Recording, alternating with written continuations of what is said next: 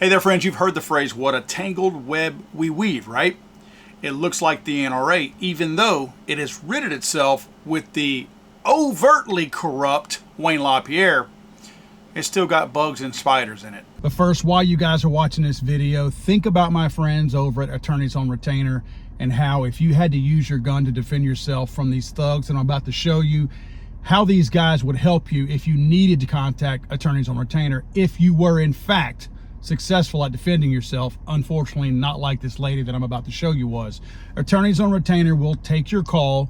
They will defend you regardless of the type of shoot and regardless of what the person on the phone that answers the 800 number thinks, whether they think you're guilty or not. Doesn't matter. Attorneys on Retainer is going to take care of you. Use my discount code FTATF. Again, FTATF is my discount code. That's going to get you 50% off at the time of sign up. That's your sign up fee discount of 50%. Sign up fee is $100, so you're going to save $50 right off the top.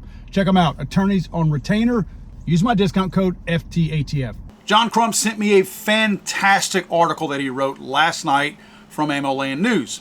They've been speaking to several insiders on the condition of anonymity at the NRA and the NRA Institute for Legislative Action, which is essentially the wing of the NRA that does the lawsuits and things like that on behalf of the NRA. As you guys know, the former tyrant who ran the NRA for decades, Executive Vice President Wayne LaPierre, was found liable in a civil corruption case out of New York and has, quote, retired from the NRA. And many have wondered how much control he was going to maintain on the outside looking in, because let's remember, this is a hugely corrupt organization, hugely corrupt. When there's as much corruption that has taken place at the NRA over the last several years, different people know where the bodies are buried. Simplifying that means that they know what things have been done, and if you don't want me to speak out on them, you continue to do favors for me, even though I'm not doing anything. That usually means payout, positions, things like that. Basically, you cover for me and I will cover for you. So it's not like with Wayne LaPierre gone, the head of the snake, that everything else is cool. There's still a lot of the snakes in the NRA. Now, according to this article by John Crump, AMOLand News has been told that former Congressman Bob Barr will be the next president of the NRA. Mr. Barr is currently on the board of directors and is the only one that AMOLand News knows of who has had a negligent discharge of a firearm. Now, as we all know, the president really isn't the shot caller. They might make some decisions behind the scenes, but obviously Wayne LaPierre, as the vice president, has been the main shot caller and the face of the NRA. It's more important that he's been the main shot caller. Remember, while I spend my money on a $20 t-shirt, he's spending $200,000 on a custom-made suit, private plane rides for himself, his family, all on 501(c)(3) money. This is money that he's not supposed to be spending, money from you and money from me, those who still were paying money. Full disclosure, two things. I am a lifetime, what's the enchanted lifetime member? You know how every year when you become a life member, that's not enough for the NRA. Now there has to be the super duper quasi enchanted golden haired life member partnership. It's always something.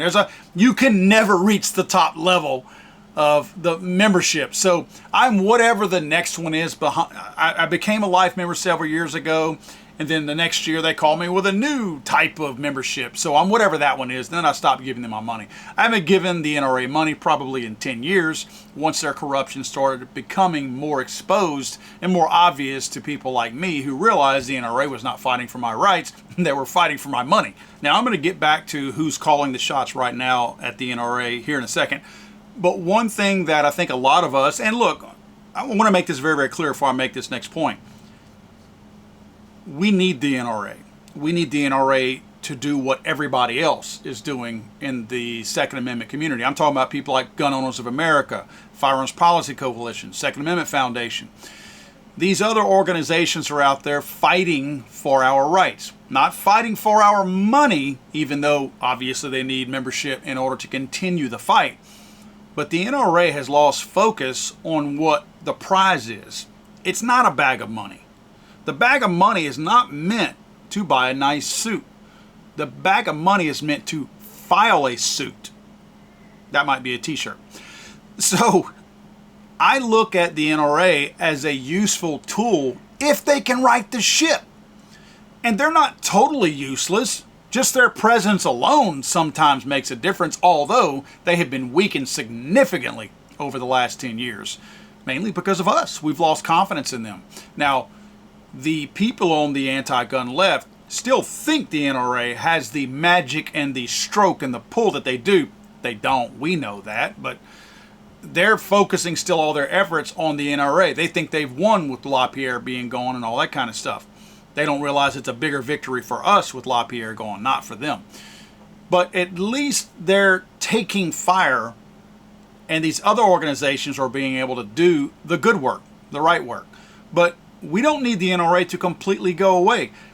No one gun rights organization can fight these anti-gun wackos, the politicians, and the media all by themselves. We really do need all these organizations. I contribute to a few of them because it's necessary. They all need to exist in order to fight together as one. And it's good whenever they all receive indirect fire at different times, because that allows the other ones at whatever given time that is to continue the fight. So we do need all of them, and that includes the NRA. Now, the NRA is relatively useless right now to a certain degree. Again, they do some things that are worthwhile. I'm so used to saying they're worthless. But I would like to see them looking at my rights and yours as the prize going forward. And they lost sight of that a long time ago. But I found it very interesting that Crump mentioned in this article that at least 80% of the current NRA board is more concerned about self-interest and self-protection rather than the overall health of the NRA. They say the bylaws would have to be changed to shrink the board, and there is no real change, or there's no chance that's going to happen. The board is way too big. What that means is when you have a board as big as what it is, it's mainly a reward for the things that you have done over time, and they seat you. I don't believe the elections are fair. I believe the elections are tainted, as elections have tended to become. But when you have a board that has so many members, it's so watered down that no one has any real influence. I do think there should be a smaller board to where certain board members have more influence, because then you feel more confident about voting some of these board members or getting rid of some of these board members, so you can hopefully get somebody in there that will have some stroke and will make a difference. When you put somebody on there who's like us and they're a Second Amendment advocate and they're like rah rah rah rah Second Amendment, and they're really waving that Gadsden flag, you're like yay. Well, they have no impact whenever the board is completely watered down and you have all these members on there. What is one or two guys going to do? They've tried that. They do nothing. They have no impact and no real insignificant say on the board. So it's sad for me to see that the current board members who are not willing to change the bylaws and they're not willing to shrink the size of that board, they're simply looking out for themselves. They're looking out for the same old boys, the same old good old boys out there. Now, that doesn't mean all hope is lost. I do think that there are some people that are trying to make a difference, but they have to have a lot of stroke and a lot of support from other members and other board members in order to make any kind of a real impact on gaining some influence on the board as a whole. Now, who's running the NRA right now since LaPierre is gone? Insiders claim that a lawyer named William Brewer is in control right now, and his control has grown by leaps and bounds. They claim he is the one pulling all of the strings at the organization right now, and that his power is growing exponentially. Brewer is a high-priced attorney who works out of New York and Texas.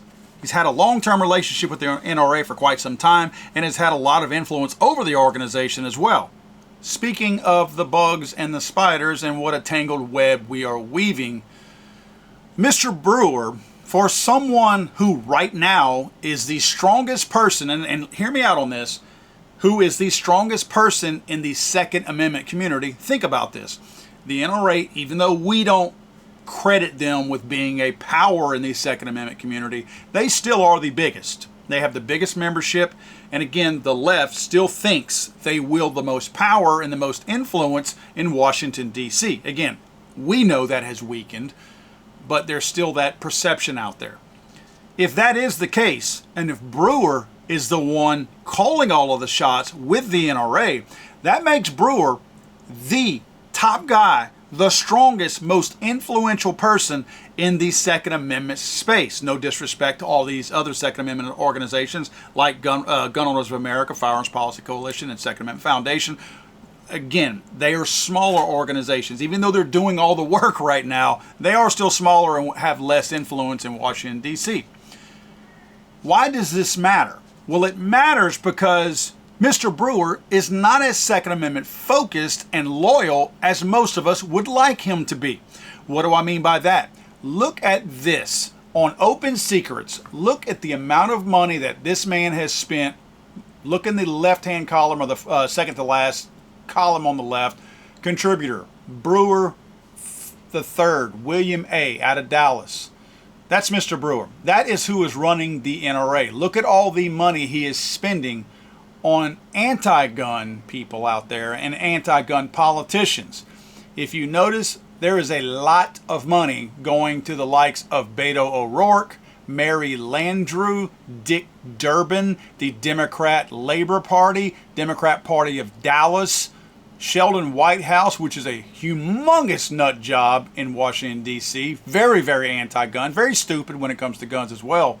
And if we scroll on down just a little bit more, we're going to see our good friend Hillary Clinton. This man, Brewer, the head of the NRA, the head of the entire Second Amendment community, this man, Mr. Brewer, the head of the NRA, has paid Hillary Clinton in 5 different installments over the years for the different elections that she's been a part of, $11,100. He made the choice, the conscious choice, to pay an anti-gun, a fervent anti-gun person, a very vocal anti-gun person, 5 different times. That's just the one person. That doesn't include the Beto O'Rourke and Dick Durbins and all these other people who have come out hard. I'm talking hardline people against firearms and the firearm community and gun owners. This is the guy calling the shots with the biggest and strongest Second Amendment advocacy group in the country. If this guy had spent $100 paying Hillary Clinton, I would have the same problem. If this guy had a business where he felt like he needed to pacify both sides of the aisle, both or didn't even look at it in a gun-related type issue, but spent his money on anybody that might have influence on his business and had spent money on Democrats, Republicans, Libertarians, everybody equally, just to keep everybody happy, I might understand that, because sometimes there's people out there doing, I'm not saying I'm okay with it. This guy is heading the NRA. I'm saying it makes it look like that was a business decision prior to his deep involvement with the NRA.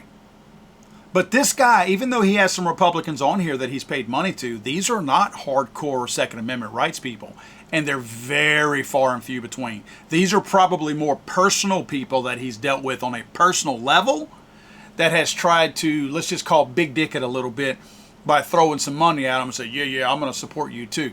Most of this man's money goes to Democrats and, oddly enough, is very strong anti-gun Democrats. Very strange. Again, it's not like he sprinkles his money out there over all the Democrats. He has handpicked some of the most anti-gun Democrats in D.C. and in politics in general.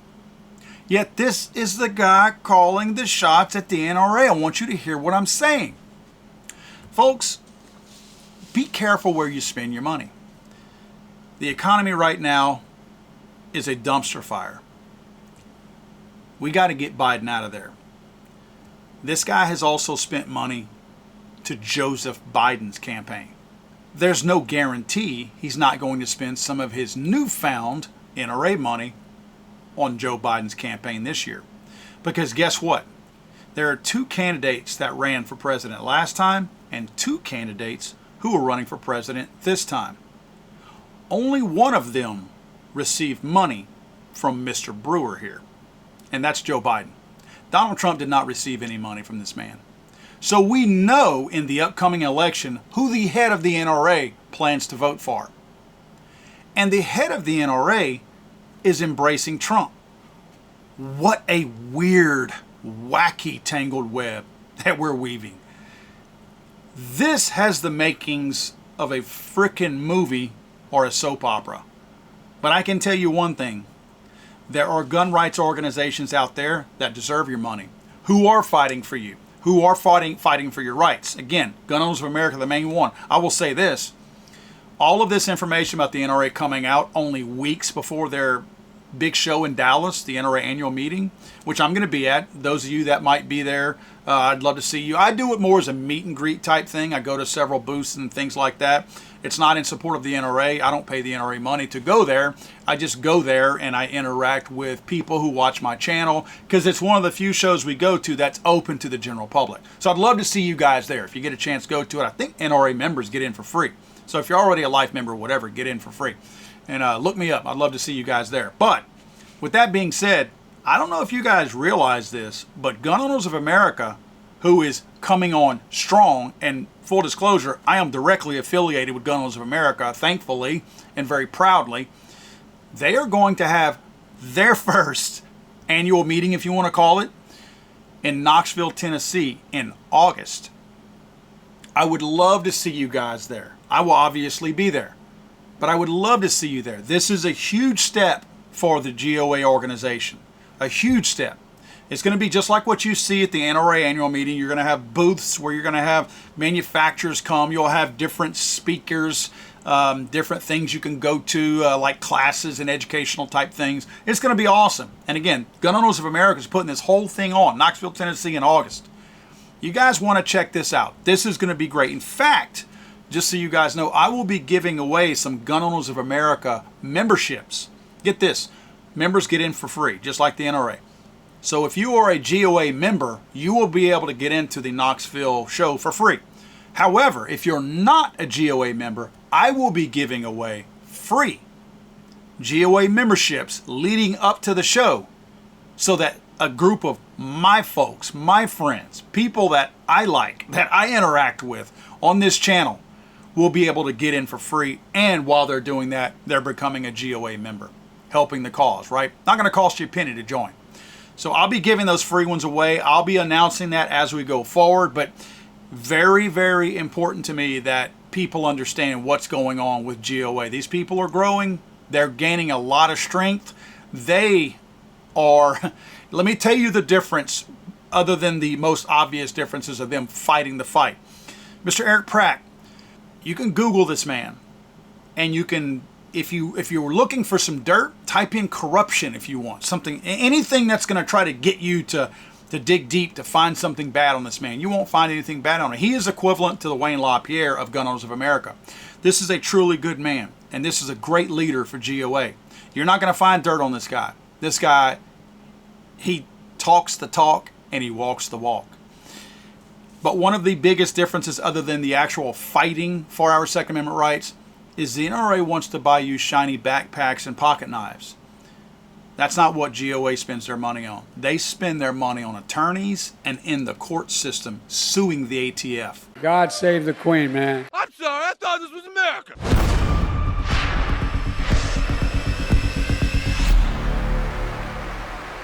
It's over.